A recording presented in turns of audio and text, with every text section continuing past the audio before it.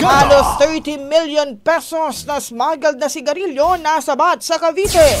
Brigada Justin Hoxon, ibrigada mo. Live report. Nasa kote ng mga otoridad ang nasa tinatayang humigit kumulang 28 million pesos na mga smuggled na sigarilyo. Yan ay matapos ang isinagawang joint bypass operation ng Regional Special Operations Unit 4A, katuwangan 13 Martires Police sa may 13 Martires City, Cavite. Dito na aresto ang dalawang sospek na sina alias Hamir, 32 anyos, residente ng Carmona, Cavite, at alias Bayaw, 52 anyos, isang Chinese national, parehong hinihinalang sangkot sa iligal na bentahan at distribusyon ng mga iligal na sigarilyo.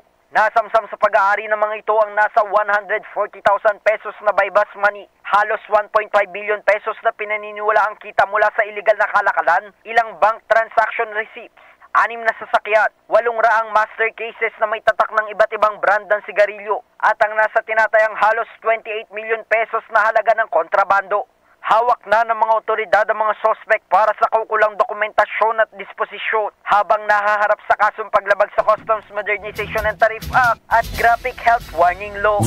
Sa Heart of Changing Lives, ako si Brigada Justin Hoxon ng 105.1 Brigada News FM Manila, The Music and News Authority. Ang bahaging ito ay hatid sa atin ng Mom's Love ES1 Capsule. Simulang tuparin ang pangarap ng iyong anak. And starting now,